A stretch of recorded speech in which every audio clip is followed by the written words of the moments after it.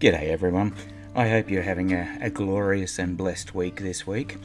Now, I'm speaking with you here because I'm concerned. I'm concerned that mankind, including Christians and especially our clergy, are being drawn into the deception that what is happening in the world with the climate is mankind's fault, and the misconception that we are in control and we can decide the outcome. My concern is that if the Christians are following this mantra, then they are casting away their faith in the Creator of all things. They are saying they believe these charlatans in the world's biggest organisations, those who are making big money out of big deception, just as they did with the pandemic and the deception that they had something that would stop it and save lives. They lied then, and they are lying to you now.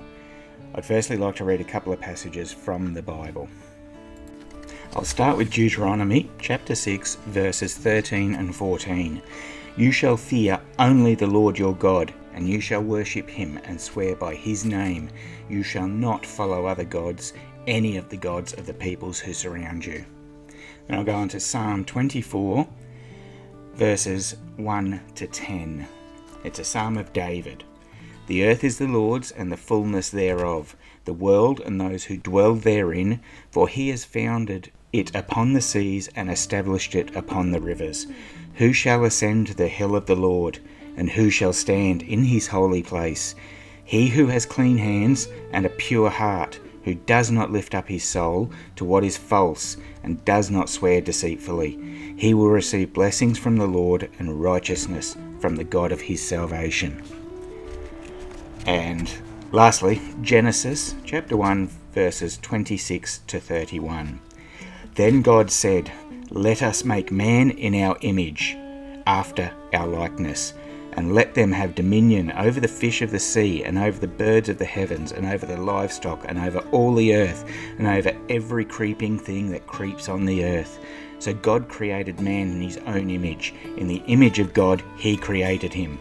Male and female, yes, just the two. He created them, and God blessed them. And God said to them, be fruitful and multiply, and fill the earth, and subdue it, and have dominion over the fish of the sea, over the birds of the heavens, and over every living thing that moves on the earth.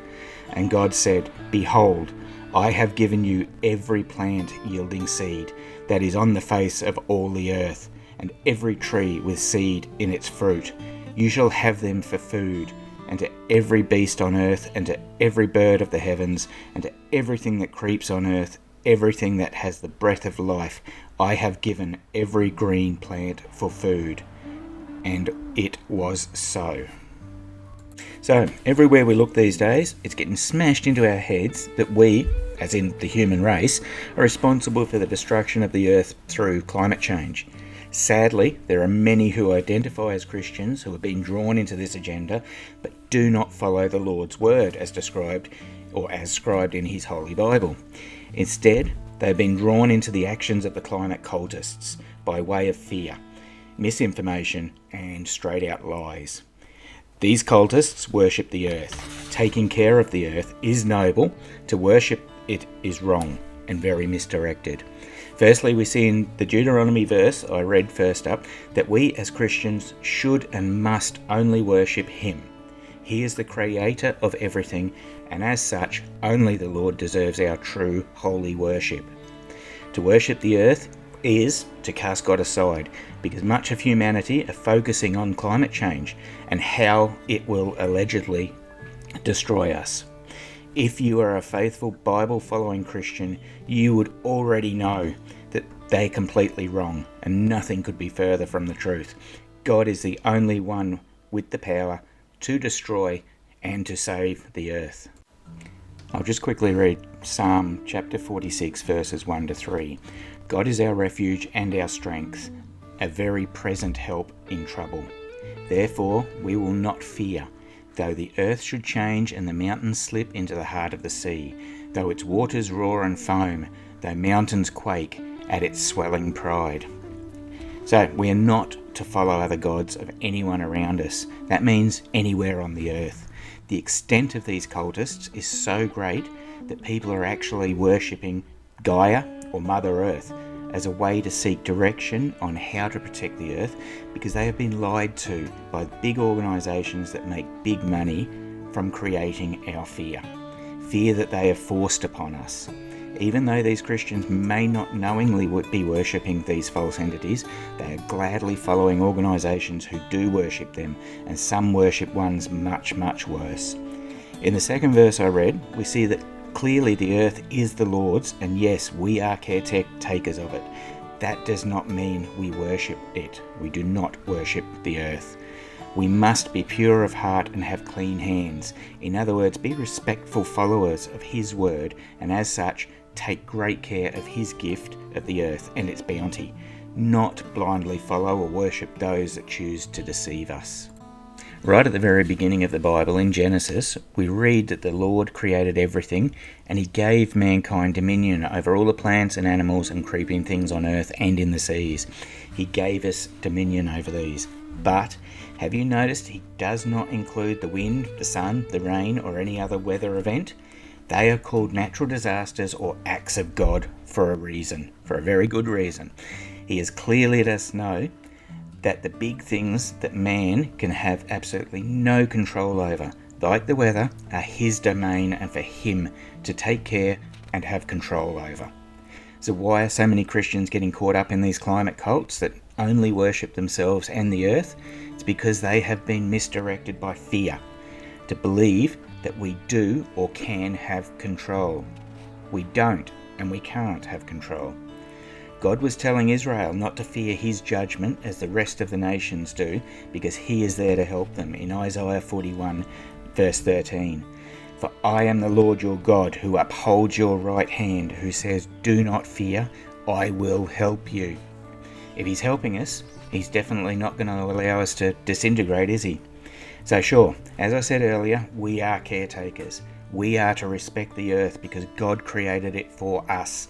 And as Christians, we should know and have absolute faith in the fact that God will not allow us to perish due to climate change. His plan is clearly laid out in the Bible, and it tells us in Revelation 21 verse 1, then I saw a new heaven and a new earth, for the first heaven and the first earth had passed away, and the sea was no more. And then on to Revelation 21 verse 8, but as for cowardly, the faithless, the detestable, as for murderers, the sexually immoral, sorcerers, idolaters, and all liars, their portion will be in the lake that burns with fire and sulphur, which is the second death.